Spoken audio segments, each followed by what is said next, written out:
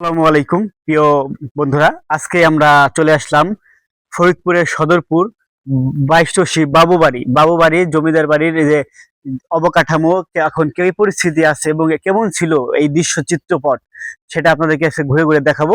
সাথে থাকুন, দেখতে থাকুন। এটা হচ্ছে নিচতলা, নিচতলার দৃশ্য। তবে আমরা উপর তলায় যাই আপনাদেরকে নিচতলার দৃশ্যটা দেখাবো। আসুন আমার সাথে, দেখতে থাকুন, আসুন। এটা হচ্ছে সিঁড়ি, হ্যাঁ। সিঁড়িগুলো অনেক চাপা চাপা সিঁড়ি, হয়তো আগের যুগের কালে এরকম সিঁড়ি ছিল।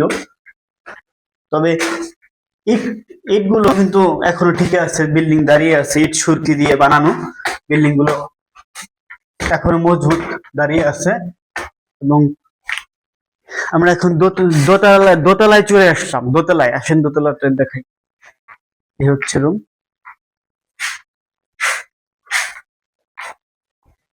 দোতলার অংশ ঘুরে ঘুরে দেখাবো। দোতলার অংশটুক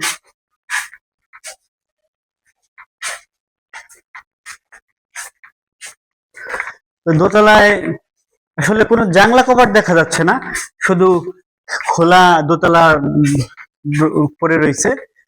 আর উপরে উপরে উপরে উপরে কিন্তু এগুলো সব যে লোহার যে ইস্পাত, সেই ইস্পাত দিয়ে কিন্তু ওই বড় মজবুত ইস্পাত দিয়ে ঢালাই গুলো করা।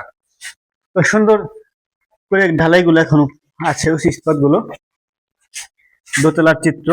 আর দোতলা থেকে দেখাবো আপনাদেরকে নিচের পরিস্থিতি গুলো। নিচের যে এই যে চারটে বিল্ডিং, যে এইভাবে স্পট, চারটে স্পট ছিল বিল্ডিং গুলো। আর মাঝখানে ওই যে একটা উঠোনের মতো রয়েছে, মাঝে একটা ফাঁকা জায়গা রয়েছে উঠোনের মধ্যে, আর চারপাশে চারটে বিল্ডিং। হ্যাঁ, তো আগেকার জমিদারদের যে ঐতিহ্য জৌলস ছিল, আসলে এগুলো এখন শুধুই স্মৃতি, কালের পরিবর্তনে স্মৃতি হয়ে গেছে। এখন ধুধু গাছগাছালি আবর্জনায় ভরে গেছে। একসময় জৌলস ছিল এখানে, রাজাদের অহংকার ছিল। আসলে এখন শুধু এগুলা স্মৃতি, কালের পরিবর্তনে স্মৃতি হয়ে গেছে। তো ঘুরে ঘুরে দেখাইতেছি আপনাদের, দেখতেছেন। আর এই যে পাশে আসেন, এই যে পাশে আমাদের এই পাশে থেকে পুকুর দেখা যাচ্ছে, এই যে জমিদারদের পুকুর। এই পাশটা কত সুন্দর, কত বড় একটা দিঘি। হয়তো এই দিঘিতে এই জমিদারদের বংশধররা যারা ছিল তারা গোসল করতো, কিংবা তাদের যে দাসী কিংবা বিভিন্ন কর্মচারীরা ছিল তারা এখানে গোসল করতো। এখন শুধু পরিত্যক্ত স্পট হয়েই পড়ে আছে।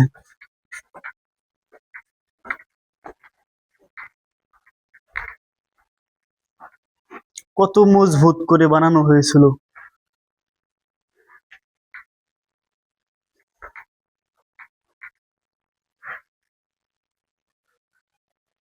তো দেখতেছেন, তো কেমন লাগতেছে জানাবেন। আর জায়গাটা কিন্তু ভয়ঙ্কর ভয়ঙ্কর পরিস্থিতি মনে হচ্ছে।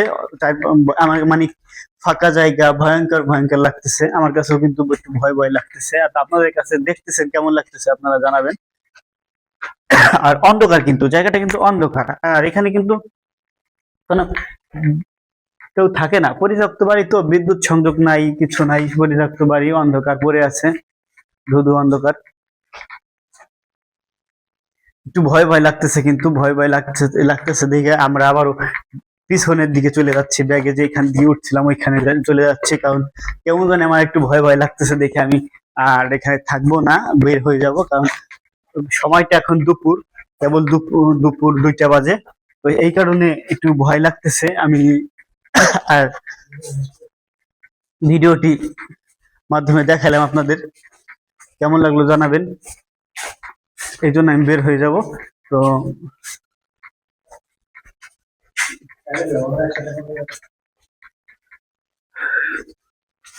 তো দেখাইলাম আপনাদেরকে, ভিডিওটি ঘুরে ঘুরে দেখাইলাম, কেমন লাগলো জানাবেন। অবশ্যই কমেন্ট করে জানাবেন কেমন লাগলো। ধন্যবাদ সকলকে।